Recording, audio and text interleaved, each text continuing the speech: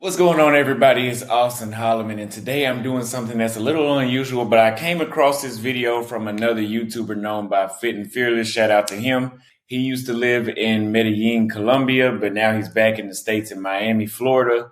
And he did a video comparing dating in Miami to Medellin, Colombia, which, from what I understand, that's where he was living at the entire time. He said he mentioned that he spent some time in other cities, but he pretty much has his expertise in Medellin. I believe he said he was there for 3 years. So let's watch the video. I have a few responses I want to make to a few comments that he's had. And let's get into it. Make sure you get a video like and subscribe if you have not already. All right, guys, today I'm discussing dating in Miami versus Colombia, my experience. So, guys, if you didn't know, now you do. I moved to Miami not even a month ago, and I lived in Colombia for quite some time. Actually, for about 3 years.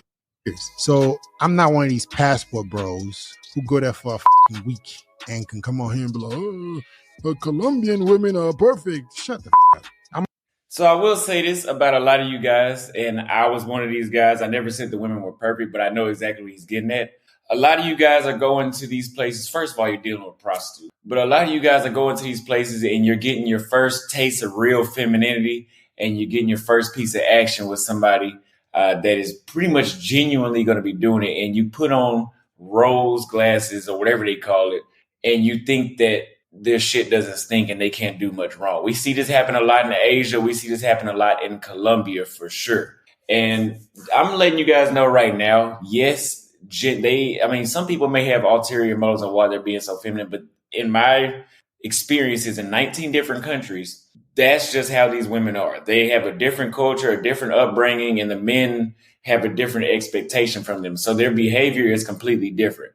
But that does not mean there's no bullshit. It is not perfect. Nowhere in the world is perfect, but I will agree that it is better, in my opinion. I'm going to tell you guys the real. All right? I'm going to give you my experience in Miami so far and my experience in Colombia. I kind of expected what I'm expecting right now in Miami, so I was well prepared for it, opposed to what I experienced in Colombia. I kind of went in like a child in Colombia, expecting glee and harmony and everything to be perfect because I didn't know any better. Now that I'm in Miami, I'm more mature, not expecting so much, but being prepared for everything, and I'm having a lot of success. All right. Now, this is one thing you guys will never see me do. You'll never see me I don't give a damn how much, and I'm not talking bad about him, but I don't give a damn how much him or anybody else is having success in the States. You'll never see me back home, ever. Like for a visit, yes, but not enough for me to fucking comment on a dating scene in a positive way again. I'm just not interested. There's so many places around the world. But what he said was he lived there and now he's more mature. Traveling to a new society helps you learn about yourself. It's helped me learn about myself a lot faster because I'm traveling to different societies. I mean, I went to 19 different societies last year. And what that does is you start to see, okay, when I go here, this problem follows me. This problem, some of you guys will never learn. But for me, things that I noticed about myself that would follow me around, I was able to fix them. Like the type of women I was dealing with, because my mind had not fully adjusted from, oh, I'm not over there and these people are different. Why am I still gravitating towards the ones that are similar to what I was with before? Now, I don't even look some chicks' way anymore, and that standards have went up a lot more, and I have a lot more expectation out of them as opposed to 15 months ago. There's been times that, I have, like, for example, I like somebody a lot in one country, and then I go travel to one or two countries and I have a lot more interactions and I learn more about, okay, this one, I like that one. I like this one out of that one. And then I come back to that person in that first country that I saw and they don't excite me anymore. Not that nothing's wrong with them, but I outgrew them mentally because as I travel, I mature. And if they are not on that same pace I'll come back and I'll realize, maybe that isn't somebody that I'm really into. That's why when people ask me, oh, Austin, what is your end goal? What is your end goal? Motherfucker, I don't know yet. That's why I'm traveling to so many places. I have to have experience and learn before I know what the end goal is. Do you know what your end goal is? So I'm going to explain to you guys exactly the pros and cons of each place so you understand my personal belief on how dating is like in these places. So let's jump right in. Europeans, and because it's a destination hub, there's a lot of people from all walks of life constantly visiting. So I feel like one thing I've noticed a lot about Miami. So let's jump right into it, guys. First, guys, we're going to talk about the Miami pros. Number one, diversity. I feel like Miami, even though it has a lot of Latin influence, it's still very, very diverse. There's white girls here, black girls here, Europeans. And because it's a destination hub, there's a lot of people from all walks of life constantly visiting.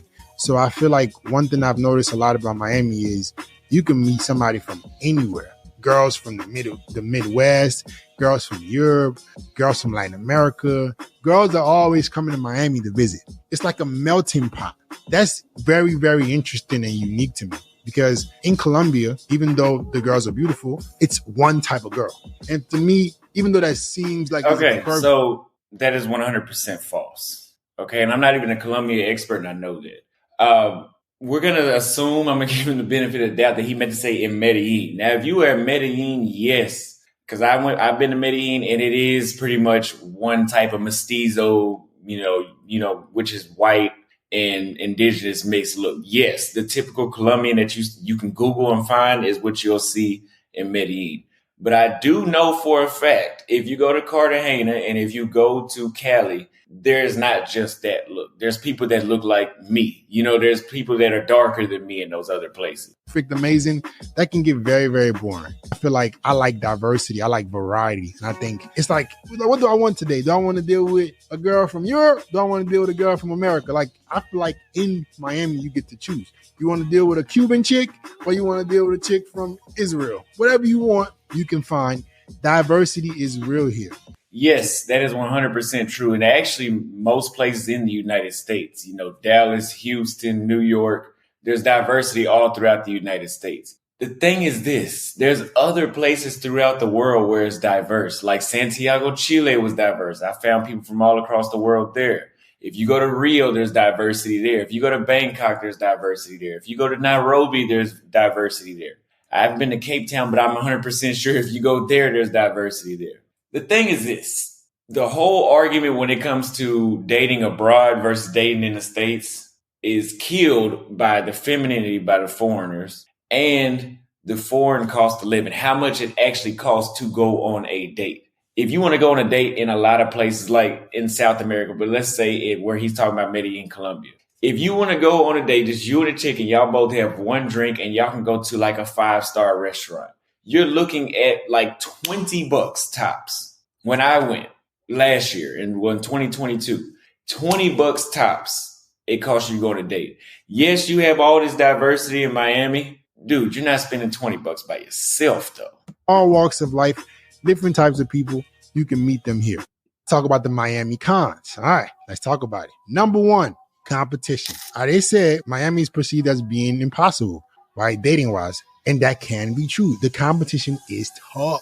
In my opinion, bro, you got to be a multi 6-figure, 7-figure, 8-figure earner to enjoy Miami.